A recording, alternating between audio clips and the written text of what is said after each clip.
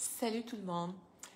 Je vous amène une réflexion sur le bonheur. C'est un terme qui est souvent très général, mais le fondement de tout ça pour vous, qu'est-ce que ça représente? Où est-ce que vous trouvez ce bonheur-là? Qu'est-ce qui vient faire prendre conscience que vous êtes en train de vivre du bonheur? On pense souvent à, on a nos enfants, on est entouré des gens qu'on aime, on a la nature. Oui, il y a tout ça. Mais c'est beaucoup plus vaste ce qu'on peut aller chercher comme perception. Je vous présente deux histoires de cas qui me sont arrivés en carrière particulièrement. Un jour, j'anime un grand séminaire, un week-end sur comment être heureux en amour à Drummondville. Il y a près de 300 personnes dans la salle et je demande la première journée sur deux aux gens d'écrire dans leur cahier qu'est-ce qui est leur plus grand rêve actuellement. Puis, c'était pas nécessairement par rapport à la relation de couple, parce qu'il y avait beaucoup de gens célibataires aussi, mais c'était d'aller chercher qui je suis pour moi-même, comme je vous ai posé comme question dernièrement. Et la deuxième journée, parce qu'il faut dire que tous les gens avaient leur nom affiché en avant d'eux. Puis dans certains séminaires, des fois, les gens avaient leur prénom. On ne mettait pas le nom complet, mais le prénom collé sur eux ou affiché sur un petit carton en avant. Et le dimanche, il y a une dame qui vient me voir et me dit « Mon plus grand rêve, c'était de retrouver mon ami d'enfance que je n'ai pas vu depuis des dizaines d'années. » Elle dit « C'est ce que j'avais déposé sur ma feuille. » Et de là, les gens ayant leur prénom, vous voyez la suite, hein? Cette dame en question s'appelait France, la dame qui était recherchée depuis tant d'années.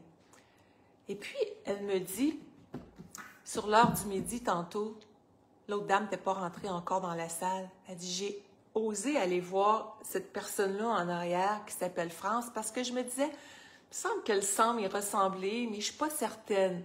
Elle dit, voyons donc, c'est quoi les chances que cette personne-là, qui était dans une autre région, parce que là, j'avais des gens qui venaient de partout au Québec, il y en avait même qui avaient pris l'avion du Nord, j'en avais d'Europe, ça venait de partout. C'est quoi les chances, tu sais? Donc, elle dit, je pars et je m'en vais voir cette dame-là. Et c'était son amie d'enfance qui était dans la salle. Donc, le bonheur conscient. Moi, j'ai eu le bonheur de voir cette situation-là se révéler devant moi comme 300 personnes se transformer durant le week-end. Mais imaginez le bonheur de ces deux-là.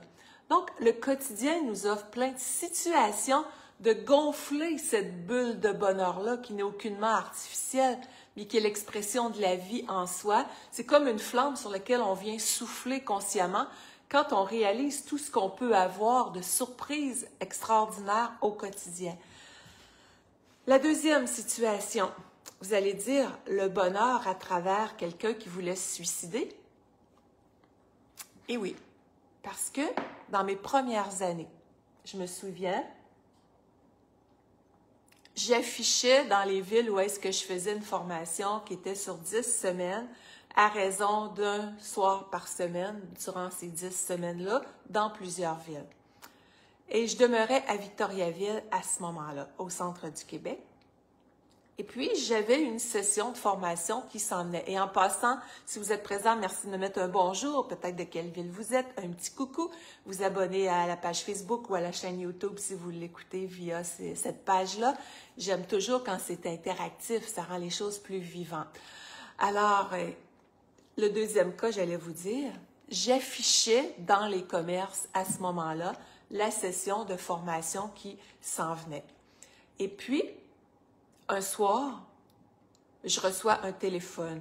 On est un dimanche soir, probablement, de mémoire. Ça fait très longtemps de ça, près de 30 ans, 27, 28 ans. J'étais dans mes débuts. Et je reçois un téléphone d'un ami, quelqu'un que je connais qui est en détresse. Et cette personne-là est passée dans le centre-ville de Victoriaville, a vu mon affiche et mon numéro de téléphone était déçu à ce moment-là.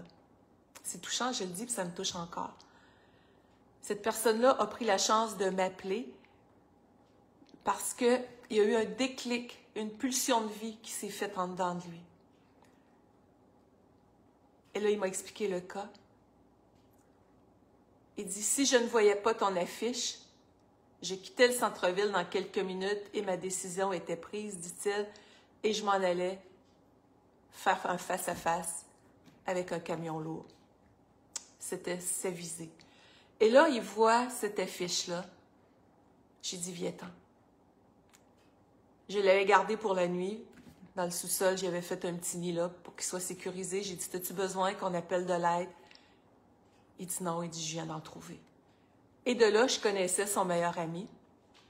J'ai appelé cette personne-là et je lui ai dit, est-ce que tu es capable, cette personne-là est à Québec, d'en prendre soin quelques jours, de l'amener à pouvoir parler? Moi, j'avais mon travail qui continuait, mais cette personne-là était disponible. Il dit oui, dis-lui qu'il s'en vienne. Alors, le lendemain, il est allé à sa rencontre et aujourd'hui, j'ai pris de ses nouvelles il y a peut-être 1 an ou 2 et il allait bien. Il avait fait un virage à partir de ça. Donc, est-ce qu'il y a le bonheur là-dedans? Le bonheur d'avoir vu quelqu'un renaître à lui-même. Le bonheur d'avoir fait une différence pour un être humain. Et on n'est pas là pour être sauveur du monde.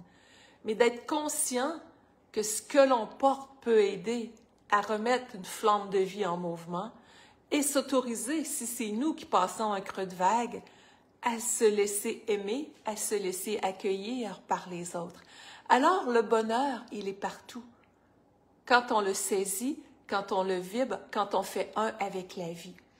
Et c'est pour ça qu'au début novembre, je vous ai mis un lien avec la vidéo, juste en haut.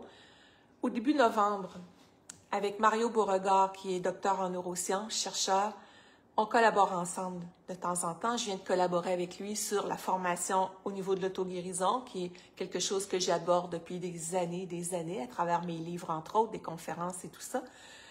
Vous avez ça sur lynnebolduc.com, notamment quand je parle de émotion, joie de vivre et auto-guérison, la conscience au-delà des mots. Un de mes livres se retrouve sur mon site Internet uniquement. C'est pas disponible en magasin, à la section boutique. Mais avec Mario Beauregard, au début novembre, pour 2 samedis, on fait une formation ensemble qui s'appelle « Entraîner son cerveau au bonheur ». C'est quoi entraîner son cerveau au bonheur? On n'est pas là pour être dans du rationnel, méthode 1, 2, 3, 4, on fait ça. Non.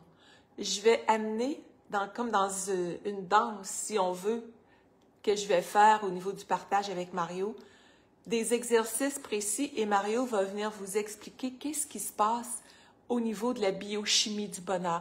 Qu'est-ce qui se passe dans notre cerveau?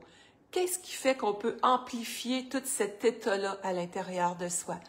On sait très bien que si je vais faire des exercices qui font prendre conscience, par exemple, de nos états émotionnels, l'impact que ça a sur notre corps, sur nos réactions. Je vais vous passer quelques vidéos qui démontrent comment est-ce que notre cerveau nous joue des tours dans le quotidien. Ça va être tellement beau, tellement grand, tellement drôle à ces heures aussi, très intériorisé, mais que des outils pendant 2 samedis pour aller vraiment donner de la puissance à ce potentiel de bonheur que l'on porte tout le monde.